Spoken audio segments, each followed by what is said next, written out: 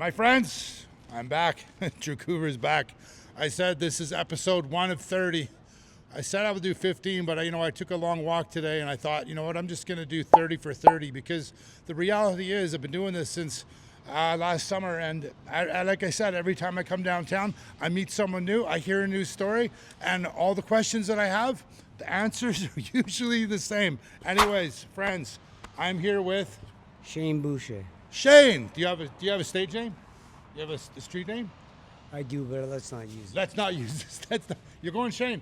Shane, where's your dad? My dad is perished. Your dad perished? 4 years ago, Costa Rica, during the beginning of... The pandemic. Yeah. Oh, God bless you. God bless you. Thank you. Where's your mom? You don't Out and know? about. What about your kids? Do you got kids? I got one boy. His name's Dalen. Love my life. You got Love you, anything boy. to say to him? There you go. Where is he? He's at home with his mother in Comox. Well taken care of. Comox, BC, right? His family. I told you a little bit about what I'm doing, so we're just going to go through some simple questions. Keep it simple, keep it on the down low. If we got to go anywhere a little bit emotional, it's okay. Just know I'm here for you, okay? That's what you need to know. I'm here for you. So how long have you been on this street? Just this last time, or have you been on the street for like 20 years, or is it off and on, or? So it's an off and on thing. Since I had my son, I spent 12 years basically with him, mostly clean. There was bouts where I struggled, of course. I'm not going to lie. It's always been a struggle for me, addiction, since I was since sugar, man. Sugar started it all. School, of course, their answer to my boredom was put me on Ritalin. I think that had a lot to do with it. So going back when you were a kid, they put you on medication to stabilize, because you're a little kid. You wanted to look outside the window and go play. Yeah, I was pretending, I was in my head thinking, fuck, I wish I could fly right now, man. I'd be doing this, that, and everything, and they never really got it. I was bored. I was just bored. Yeah, there's so many studies out there that show back in the 70s and 80s and the 60s and maybe even the 50s how boys needed to be outside running around during school time. And they do need to study. They need to know how to 3 plus 2 and 10 times 16 and divided by 2 squared 3 equals who knows? I don't know. I was like you. I never went to school. I went to school. Did you graduate? I was just never there. Did you graduate? Fuck no. Straight facts, eh?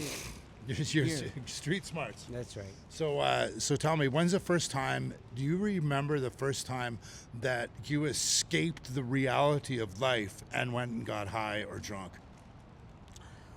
Yeah, it was my parents were gone away on a vacation to Daytona Beach, Bike Week, and my sister had totaled my dad's car, and Drinking? they were partying on the res, and she was told, don't bring the car to the res, and she went to the res. Let somebody else drive the car, and this guy was It is what it is. a bigger guy. Anyways, so they totaled the car, and it came up the drive, and I just thought, oh fuck. You're in trouble? No, she's She's dead. in trouble. She's dead. You can get in trouble. And my father was very, very strict. He was. So is this what made you get drunk that time? That's what I asked. I got fucked right up. Yeah. You got pretty loaded. Yeah. The beer was out, and I said, "Give me a beer." And Do you remember what it felt like for maybe a half an hour from being sober to being intoxicated? If you do, what was it like? Was it freedom? Was it escapism? Was it scary? Did you feel vulnerable? How did you remember how you feel? I felt like Superman. I felt great. I felt invincible. I felt like if my dad had come through the door, I would have knocked him out. I did that one. Sister, When I was 16, I knocked my old man out square right in the nose. I told my mom she was a bad name because she asked me to clean the top of the fridge because I was tall, and I didn't. And she called my dad. My dad came home, and I gave him a 1-2. He said, stand up. You can call your mom a B, then you can stand up and fight me. I said, okay. So he stood up. About my dad, though, he was a great father. did hockey, every you name it, he was there for me. He was there for you, right? My whole life, he was the only one. My mother dropped me off on a corner when I was Yeah. 3. My sister God and I went bless you, through a bro. lot of stuff, but my dad was there for me, and regardless of what I got caught for, what I got lickings for, I got away with a hell of a lot more. You understand? Here's a question. You just used the word licking. Do you think, and it's just an opinion, it could change from year to year or decade to decade. Do you think a child needs to have some fear in relationship to like changing a behavior if they get to a certain point where they really need to change the behavior? I believe that when it comes to treating women a certain way and his mother, my son, God forbid he would ever cross that line, there would be Yeah. some fear put there. But other than that, I think there's a much better way to go about it, and it's talking, right? Communication is key. I think. And there's some fathers out there that just didn't know how to communicate, and for whatever reason they just beat their kids. Well, And it's a they're horrible product of situation. your environment, I believe, and I think my dad was brought up a harsh fucking way. You know what I mean? So let's go to your environment today. Uh, Where do you sleep at night, bro? Just tell me like 3 different places you sleep at night. So are they outside, outside where? by the water usually. Which one? Like Stanley Park or Trout Not Lake? that far, no. I usually go like Crab Parkish. I had there. I try to stay in good shelters like the Balkan House, if I can get in. But you can only stay there 30 days, and then you're kicked out. A lot of the shelters, everything is theft. So I Yeah. got myself a tent and sleeping bag, and that's So what I've been doing. so let's transfer over to the shelters. You said shelters, people steal and shit. It's really dangerous in shelters. I totally get it. You're probably safe because you're a tough guy. You can hold your own. But when you're sleeping, you don't know. People are gonna take your shit. When I'm asleep, I've been robbed probably 100 cell phones this year alone. I go through May I numerous amounts of clothes. may I ask you a question about the cell phones? Were they yours to begin with? Yes. Did you have a job and pay for them? No. Okay. I bought them through my. Through your checks and stuff. No. No, so I just want Deal to. and deal. You will do, I know, but so I'm just saying, like, usually I take care of things a lot better when I get a job and work for it and then pay for it. But when they just come see, come saw, if they get stolen, I know how to get more. So, how many phones have you had in the last year? I can't even count. Over 100. Like straight up. Sir, Over 100. wow. At least 2 a month minimum, and like. Yeah, at least 100 phones have gone through my hands. Whether it's buying, selling, doing this, that, running into them, taking them for. What about the little dope? money. Like how much? What's your flavor? I'm heroin. You like heroin? Down. So you're on down. So you like to call it heroin, but it's really F, right? I We don't miss say that. the word, but it's just F. It's fucking garbage. It's horrible, eh? It's garbage. So tell me, have you been to a detox center or a treatment center or anything in the past 5 years? Not this time around, no. Really? Not yet. Not yet.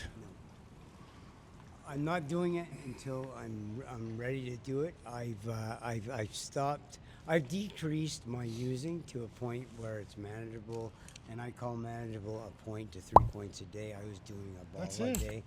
You know Diesel? Diesel, wheelchair. Maybe, yeah. Yeah.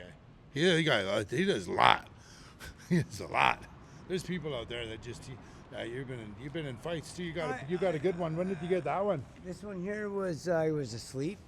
You were asleep. Yeah. Those are stitches, bro. Or did you No, get no, some stitches? fuck, I never got stitches. I stitched myself. Bro, There's I no got, stitches. I Like, got that's a my massive pants wound. taken off, an ounce of dope, 400 cash, and basically everything peeled off me inside You were a right out place of it, eh? where, oh yeah, I Supposed was to be right safe. out of it, and I was asleep, and this was done in my sleep, and that's the only way he could do it because he's a fucking pussy, Oh. and We'll have to take that one out. yeah, he knows who he is, bitch. See this? Do you know Antonio? I can't say. He assaulted me like a month ago. He tried to rob my because I had my helmet, my really expensive headphones on him and his girl. He swung his skateboard at me and I blocked it out and he ripped my finger right off. But if I did, I couldn't say anything. It's just horrible. Paladin security. How What do you is- think of Paladin security? What do you think of all I these think security guards the- everywhere? Okay, so these guys are unfucking real. I seen like 10 brown guys surround a woman. Yeah, they're beating at women the up. hospital, and she's literally like in tears, scared shitless, and these guys are like intimidating her. So I said, "Yo, what the fuck are you doing, man? Like that's a girl there, that's a woman. You don't do that here. This isn't where you're from. This is Canada. We Yeah. don't treat women like that, It's bad, eh? regardless. It's bad. It's a shame because one." And I'm not being racist. I'm not a racist person, but the motherfuckers can't speak English. They don't know what they're saying to you anyway. Well, And can I- it's like a gang. Can I put it in a different way? Could you imagine me and you rounding up 10 of our closest people that are sober, straight, and good and cool, and moving to India, moving to China, moving to Japan, moving to Russia, or moving to Finland, and running security in those areas with those people and their culture? We don't know their culture. There's no way to handle that. We don't know how to. We don't understand, right? Yeah, no, it's It's a real. not right. I it's a real- wouldn't even do it. Yes, it's just exactly right. Exactly. So here's a real good question for you. Ready for this one? This one's going to be a real tough one. What does the government do that supports you in getting away from the lifestyle that you're currently in? Okay, well, What does the government do? right now, fuck all. Okay. So if you were to ask someone in an SRO or one of these community outreach places for help in relation to your drug addiction, which they call now substance use disorder, how would they help you? They would put me on hold and tell me, call back every day for the next month. There might be an open. We're going to put you on a waiting list. What would they offer you anything physically? Like would they give you like money or coupons for food or pipes or Brill? Okay, yes, they offer you. You can go get pipes and shit anywhere. You can get obviously. pipes. Yeah. So they'll give you pipes. They won't give you money for food? No, they won't give you money for food. Do they give- You're allowed an emergency $50 check from welfare disability once a month. $50 once a month from social assistance. After your shit gets stolen, right? So if your bag gets stolen with your whole check in it, because you don't have a bank account, or I don't, anyways, then your phone, everything, your clothes, all your shit's gone. You have no bag, you have no clothes, you have no coat, you have fuck all. So you go to them and they say, okay, we'll write a check for $50 for you if you beg and plead and write some sob story that you have to give them in order to get the fucking $50 to begin with, which I think is bullshit. All right. Don't get mad at me. No. What would happen right now if your son walked around this corner? What would you just say to him? I'd cry like a baby. You'd cry. You'd lose it, eh? You do not want him to see you like this. Never. He's never seen me. So I implore you, bro, when you get to a place where you're thinking about getting some help and getting some supports, find my card or find other people like me that are going to help you. They're going to call you out on your shit and they're going to help you get what you need to get sober. Like they'll help me that day. Yeah, there's people out there, bro. There's people out there that will help. That's my problem. When I want to get help, like there's tons of people that want to get help here, and when they go to get help, it's such a fucking. There's so many hoops and bullshit. Like if they took half the money they spend on cops and put it towards helping people find housing, it wouldn't be a problem at all. I swear to God, it wouldn't. Let's go to the housing thing. What do you think? Do you think it was good that they put all these people that were on the street smoking dope into SROs? No. Why? Because they're shitholes. They're infested with drugs, rats, cockroaches, dirt, filth. Nobody really wants to be there, but they don't have a choice. It's that or theft at shelters or the street, in the cold, in the wet, alone. Here's a situation. So these SROs, it's such a mess. I mean, I've been to recently I went into the Hotel California at Artira Hojo, and they have a mural of names of the people that have died in there. Like, it's like they're honoring the people that have died. So, do you think that they should stop? They should not allow people to do drugs in the SROs? No, I think a person's home is their dwelling. They can do whatever they want there. It's not about What if that. What if it affects? So what if me and you are roommates? We live across the hall from each other, and we're living in like a sober environment where there's just sobriety. So people have to be sober to live in that building. And one moves in and he starts smoking pot or drinking booze, and it's affecting everyone else. What do you think? Then I think as a group, those people would probably get together and say, "Hey, you got to go," Yeah. or smarten up, or try and help them clean up, or do Try to whatever, help 'em. right? Try to help Like I've been in that position where I've been the one that was loaded, right? I got to interrupt you. You told me you were sober before for like a decade. Yeah, 12 years, yeah. Bro. You had 12 years of sobriety. How did you get sober? My son, man, he was Your son. So your son helped you get sober, but when you got sober, did you have any social groups that you hung out with? Of course, I did the AA thing. I had You a did the. great mentor. So you did 12 steps. I did 12 steps, yeah. So Does it help? you did the 12 steps. That's awesome. So, what do you think of the 12 steps? I think it works for some people. Yeah. And it's a great stepping stone. It gives you a lot of tools to help you learn a new way of living, and basically it reiterates how to live. Like, stop being a fucking retard and pick up your shit and be a man. I can trust that you've been in a few SROs throughout the Vancouver Lower Mainland. No, I've worked a few. You've worked Not legally. so not legally. So I get it. So the question is, have you ever seen like a 12-step pamphlet, AA pamphlets, Narcotics Anonymous pamphlets at the front desk or anywhere given to people that need it? Yeah. So there are them. There are a few, yeah. But is it more on a personal basis, someone that works there that will help someone out, or do you think it's mandated by by these societies to actually tell people they need to go to 12 steps? Okay, so here it is. It's there for the people who want it, with people who are, and I don't want to say Canadian. I want to say The workers. White speaking or Canadian speaking, English speaking, proper English speaking people. A lot of these SROs and shelters and all that are filled with people that are temporary residents, refugees, that barely speak English, that are getting their citizenship. Good for them, all for it. Because this Canada's been built on immigration, right? It was built on that, and it's a great country, and I hope they get in. But when people don't understand the language, how can they guide people to a better life when they don't even know where the fuck they are to begin with? You know, and I'm not saying that to be rude or racist. It's just the facts. The facts are like 3/4 of the working population in these SROs are immigrants that can barely speak English. That's the truth. Yeah, that's Ask anyone. I've been in probably a dozen of them, and it's the last one I was in was down at Water Street, right beside the one that burnt down. Not racist. The Water Street, and I walked in, and this lady's like, "Oh, hi, how are you?" And I'm like, "Pardon?"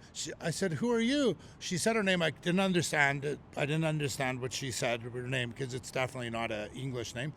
And I'm like, "Oh, where are you from?" She's like, "Korea," but she didn't. Like, it was not even like Korea. Like the way an English person would say Korea. It was the way she said it, and the way I was like, holy smokes! She's giving out free cakes that were donated. They're making millions of dollars, these places, and they're getting donations from Safeway, like 2-day-old cakes, giving them out to like people that haven't got any food. Where do you eat? It's frustrating. Here's the one thing: you cannot starve in Vancouver. There's so much food. From the churches, the East Indian churches, everybody. There's so much giving here. That's one thing about East Vancouver. It's a great community, man. I'm gonna end our conversation. I'm gonna try to touch on something, and how many people do you know on a fairly good basis that have passed away due to the opiates and due to the lifestyle? I'm going to say, not the drugs, the lifestyle. How many? A number. Too many. Too many. Too many. May I ask you, who is the last person you knew? What was his or her name? Keith. Keith. What was Keith? Let's talk about Keith. Who's Keith? Do you know anything about Keith before he was on the street? Of course, I can't say because of the way it went down. But no, but it was not about the way he went down, but who was Keith, like, before he got on the street? What did Keith like to do? You know, if he liked to play hockey? He got a girl. He was a good dad. He was just he's a good dad. And loved his kid. Do you believe that these numbers, and it's emotional, it's so fucked up. Do you know these numbers that they're putting out there? Do you think they're the real numbers, or do you actually think there's been more people? They have no idea. They have no idea. They have no idea. That's all I can say about that. You're awesome, bro. I hope you get it someday, bro. I can't wait to see you again. So sooner than later, bro. You've got my cards. You know how to get a hold of me, my man. Awesome. Thank you. Peace. Look at that. Here, give you $20, bro. You're awesome, bro. Thank you. Yeah, you're awesome. Just, you got to get, you don't want to end up like Keith. You know what?